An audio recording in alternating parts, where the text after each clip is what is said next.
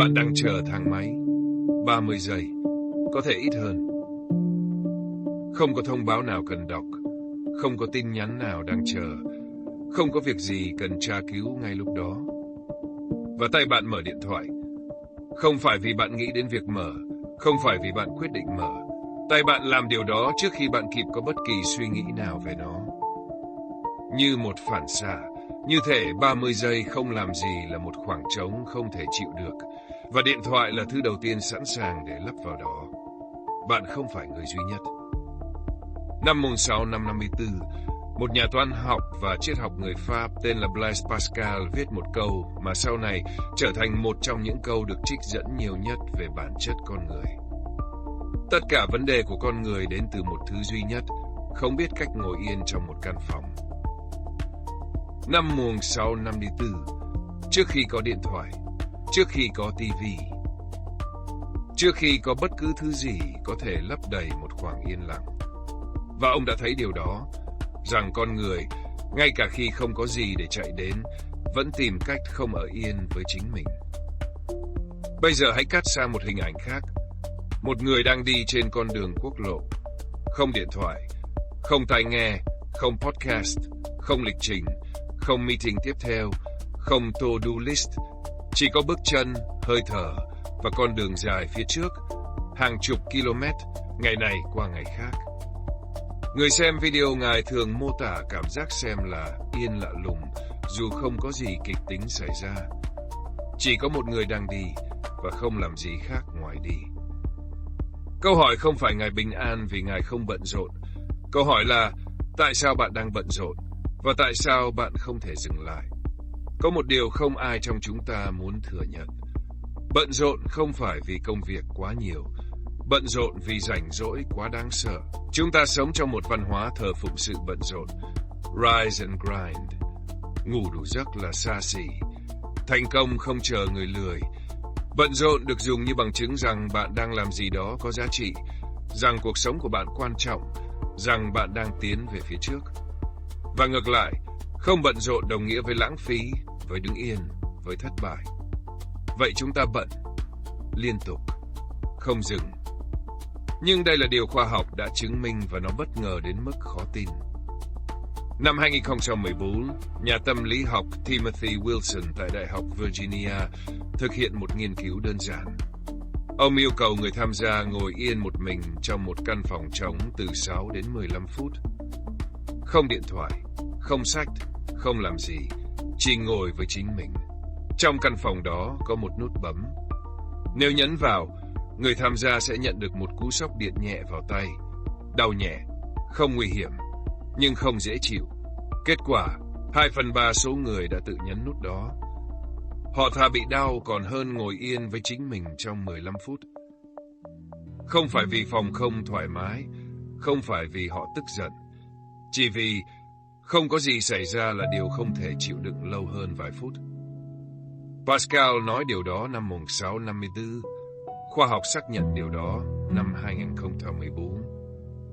Và điện thoại của bạn, với hàng trăm app được thiết kế chính xác để tận dụng điều đó, biết điều này trước cả khi bạn biết. Bận rộn là cách văn minh nhất để trốn chính mình. Không phải trốn công việc, không phải trốn người khác, mà trốn những câu hỏi bắt đầu nổi lên khi không còn gì để làm.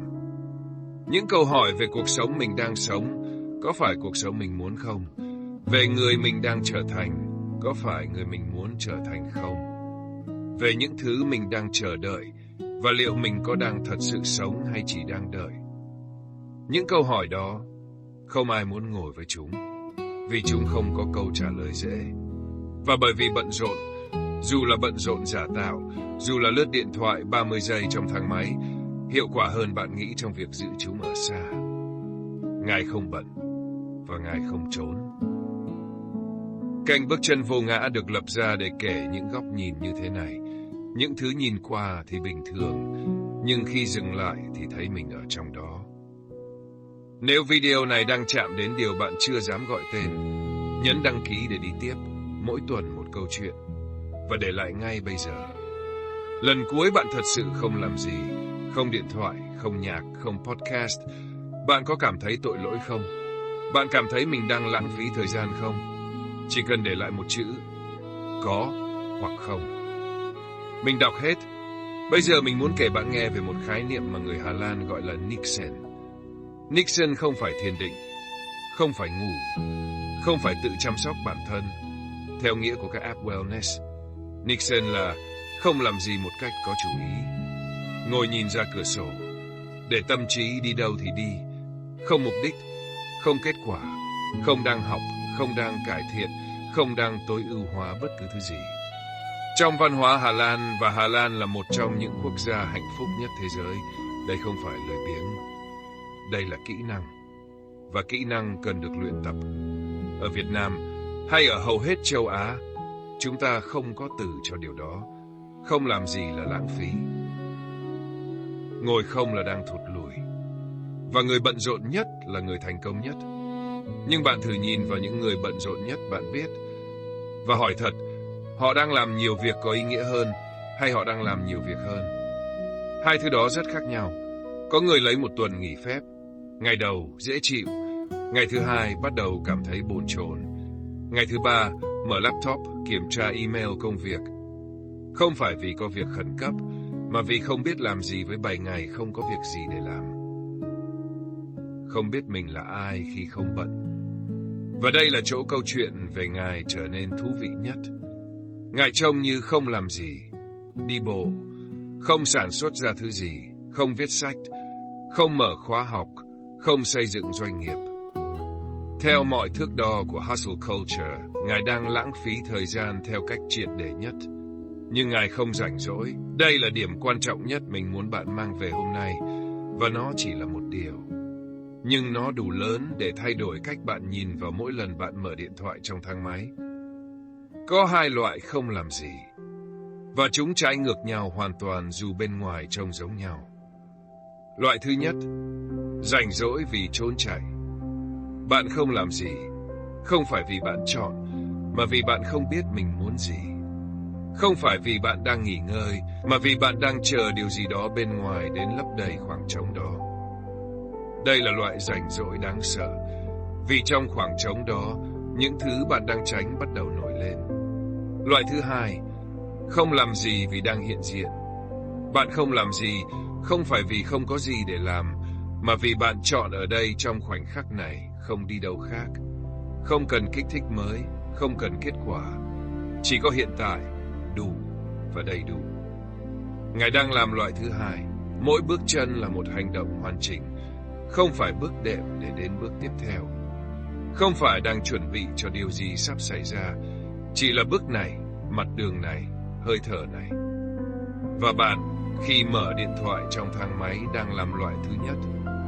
Không phải vì bạn lười, không phải vì bạn xấu, mà vì 30 giây đang hiện diện với chính mình, không có gì để lấp đầy, trở thành điều không chịu được. Lần cuối bạn không làm gì, thật sự không làm gì, không điện thoại, không nhạc, không podcast. Bạn có cảm thấy tội lỗi không? Cảm giác mình đang lãng phí thời gian. Mình nên làm gì đó hữu ích hơn. Nếu có, câu hỏi không phải bạn lười. Câu hỏi là ai đã dạy bạn rằng ngồi yên là tội? Và thứ bạn đang trốn tránh khi lấp đầy mỗi khoảng lặng, nó là gì? Chỉ có một điều mình muốn để lại, nhưng nhìn từ 3 góc vì nó đủ lớn để cần đến vậy. Góc tâm lý, bận rộn không phải năng suất. Bận rộn là tránh né có vỏ bọc năng suất. Mỗi khi bạn lấp đầy một khoảng lặng, bạn không đang làm thêm một việc, bạn đang trốn thêm một lần. Và thứ bạn trốn, dù bạn không bao giờ nhìn thẳng vào nó, vẫn đang ở đó. Góc văn hóa, chúng ta được dạy rằng giá trị của một ngày nằm ở số lượng việc làm được. Ngài đang sống ngược lại điều đó, và Ngài bình an hơn bất kỳ ai trong đám đông đang bận rộn nhìn Ngài. Không phải vì Ngài đặc biệt, mà vì Ngài không để văn hóa đó định nghĩa Ngài là ai. Góc thực hành, và đây là góc duy nhất thật sự quan trọng hôm nay. Thử một lần, không phải 1 giờ, không phải 1 ngày, chỉ 5 phút, ngồi xuống, không điện thoại, không nhạc, không làm gì, và xem điều gì đầu tiên nổi lên. Không phải để thiền, không phải để tìm bình an, chỉ để biết bạn đang trốn điều gì. Câu hỏi để lại hôm nay, khi bạn thật sự không làm gì, Điều đầu tiên nổi lên trong đầu là gì? Không phải điều bạn nghĩ nên nổi lên. Điều thật sự nổi lên. Để lại bên dưới, mình đọc hết bình luận.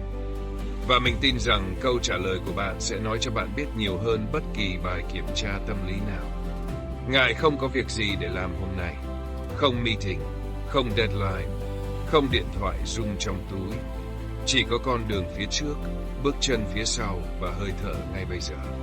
Lần tới khi bạn đứng chờ thang máy, thử để tay bạn yên trong túi. 30 giây thôi. Xem chuyện gì xảy ra bên trong. Đó là bài tập duy nhất bạn cần hôm nay.